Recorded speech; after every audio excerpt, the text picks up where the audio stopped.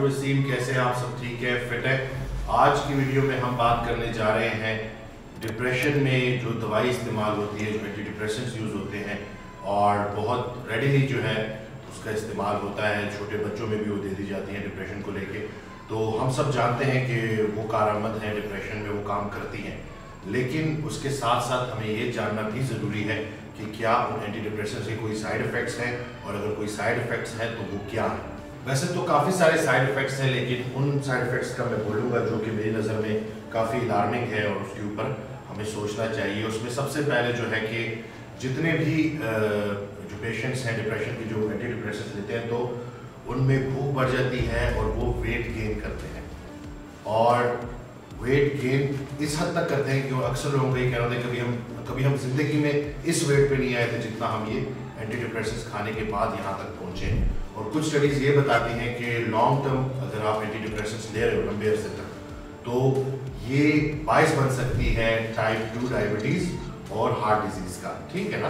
क्योंकि obviously obesity बढ़ रही है, वजन बढ़ रहा है, तो वो आगे को या डायबिटीज़ की शक्ल इख्तियार करेगी, या हाई ब्लड प्रेशर की, या दिल की बीमारी की। एक और साइड इफेक्ट जो एंटी डिप्रेसेंट्स का है वो है सेक्सुअल डिज़ायर का कम होना, इरेक्टाइल डिसफंक्शन, सेक्सुअल प्रॉब्लम्स। ये बहुत सारे लोगों को जो ये दवाई इस्तेमाल करते हैं उनको वक्त के साथ होते हैं। हम ये जानते हैं कि सेहत का मतलब है मेंटल, फिजिकल, सेक्सुअल, हर लिहाज से आपकी सेहत का ठीक होना। तो अगर एक साइड इफ़ेक्ट ऐसा है जो कि सेक्सुअल प्रॉब्लम कॉज कर रहा है, तो इस चीज़ के ऊपर भी हमें सोचना चाहिए कि क्या लॉन्ग टर्म इस दवाई को इस्तेमाल जो है वो करने से कहीं बड़ी मुसीबत में तो हम नहीं फंस जाएंगे। और एक और जो कॉमन प्रॉब्लम जो लोग ये एंटी डिप्रेशन लेते हैं उनको थकावट रहती है, सुस्ती रहती है, हर वक्त मतलब वो थके थके रहते हैं और उनमें कोई भी काम करने की जान नहीं होती, हिम्मत नहीं होती। और इसके साथ साथ हम जानते हैं कि डिप्रेशन में एक्सरसाइज बहुत इंपॉर्टेंट रोल प्ले करती है आपके मूड को ठीक करने की और डिप्रेशन को कंट्रोल करने की। तो अगर दवाई की वजह से एनर्जी लेवल्स लो है तो उन इंसानों के लिए, उन लोगों के लिए, उन पेशेंट्स के लिए एक्सरसाइज करना थोड़ा मुश्किल हो जाता है। तो इस चीज़ को भी देखना ज़रूरी है कि उस एंटी डिप्रेसेंट को इस्तेमाल करते हुए कहीं उनके लिए एक्सरसाइज करना मुश्किल तो नहीं हो रहा।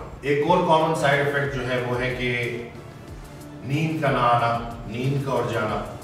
और बहुत मुश्किल होता है कि इंसान अगर सोने की कोशिश करे तो उसको नींद नहीं आती, जिसकी वजह से फिर एंटी डिप्रेसेंट्स के साथ साथ आपको नींद की गोलियां भी दी जाती हैं ताकि उसे एक साइड इफ़ेक्ट कवर किया जा सके।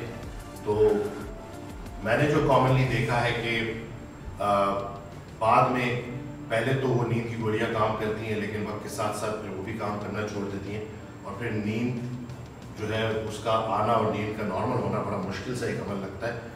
तो इस चीज़ को भी देखना चाहिए कि ये जो नींद का और जाना है, हम जानते हैं कि स्लीप कितना इंपॉर्टेंट है।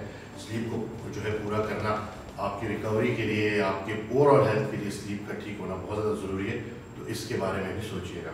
और जो कॉमन साइड इफ़ेक्ट्स हैं उसमें कॉन्स्टिपेशन, डिजीनेस, ब्लड विजन, नज़र का जो है वो ब्लर होना, ये भी होता है। एजिटेशन, इरिटेबिलिटी, चिड़चिड़ापन, ये बहुत ज़्यादा बढ़ जाता है। तो ये वो सारे साइड इफ़ेक्ट्स हैं जिसका सामना करना पड़ सकता है। तो इन चीज़ों के बारे में आपकी जानकारी ज़रूरी है, आपकी नॉलेज में ये बात हो। और इसके अलावा ये जो वीडियो बनाने का मकसद है वो आप लोगों में अवेयरनेस लाना है, और ख़ास तौर पे डिप्रेशन को लेके आप लोगों का ये जानना बहुत ज़्यादा ज़रूरी है कि डाइट और एक्सरसाइज कितना इम्पॉर्टेंट रोल प्ले करती है इस डिप्रेशन को कंट्रोल करने में, जिस पर डिप्रेशन को ठीक करने में। और यकीन जाने कुछ स्टडीज़ तो ये कहती हैं कि 15 से 20 मिनट की मॉडरेट इंटेंसिटी वाली एक्सरसाइज भी काफ़ी है आपकी डिप्रेशन को जो है वो कंट्रोल करने के लिए, ठीक करने के लिए। बाकी सोशल सपोर्ट और जो है ये बड़ा काम करती है। डिप्रेशन के मरीज़ आहिस्ता आहिस्ता ख़तरनाक जगह तक इसलिए जाते हैं कि उनको ऐसे लगने लगता है कि जैसे उनका कोई सुनने वाला नहीं है। तो अगर आपके इर्द गिर्द कोई ऐसा शख्स है जो डिप्रेशन का मरीज़ है तो उसको सपोर्ट करें, उसकी बात सुने, उसे ये यकीन दिलाएं कि हमेशा कोई है जो तुम्हारी बात सुन रहा है, जो तुम्हारी परेशानी को समझ रहा है। बाकी आजकल गूगल आप कर सकते हैं, तो वो मकसद यही है कि डाइट और एक्सरसाइज जिस तरह से डिप्रेशन को में हेल्प करते हैं लोगों की, तो ये बात आपका भी जानना, अगर आपको डिप्रेशन है या नहीं है, तो बट स्टिल आपके किसी जानने वाले को, किसी रिश्तेदार को अगर ये प्रॉब्लम है तो आपका उस तक ये मैसेज पहुंचाना बहुत ज़्यादा ज़रूरी है।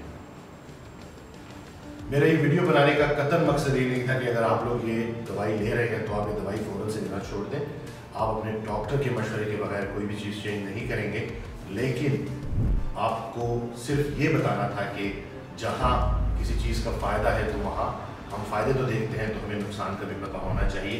एट दी एंड हम सब यही चाहते हैं कि जो भी इस मेडिकल फील्ड से मुंसलिक हैं वो सब यही चाहते हैं कि आपकी ज़िंदगी में बेहतरी आए और आप लोग बेहतर हो। तो अगर कहीं एक्सरसाइज को नज़रअंदाज किया जा रहा है या डाइट को नज़रअंदाज किया जा रहा है तो उस पर तवज्जो देनी ज़रूरी है, क्योंकि ये रूट कॉज है। कुछ अर्सा पहले कुछ हमारे सेलिब्रिटीज़ की 2 बहनें, उनके ऊपर बड़ा उनका मजाक उड़ाया गया जब उन्होंने बोला कि खुराक से जो है ताल्लुक़ है डिप्रेशन का। तो जनरली अगर देखा जाए तो उनकी वो बात गलत नहीं थी। वो बिल्कुल, जो हम जब देखते हैं कि अगर विटामिन डी डिफिशिएंसी है तो वो एक बड़ी सबब बन सकती है, फ्यूचर में जाके डिप्रेशन का बायस बन सकती है, क्योंकि हम जानते हैं कि विटामिन डी का पूरा होना ज़रूरी है मेंटल हेल्थ के लिए। ब्रेन में सेरोटोनिन बनने के लिए विटामिन डी का पूरा होना ज़रूरी है। तो मैं उम्मीद करता हूँ कि इस वीडियो से भी आपको फ़ायदा होगा और आप इस वीडियो को शेयर करेंगे, उस मैसेज को दूर दूर तक पहुँचाएँगे। इसके साथ मुझे इजाज़त है, अपना बहुत ख्याल रखिएगा।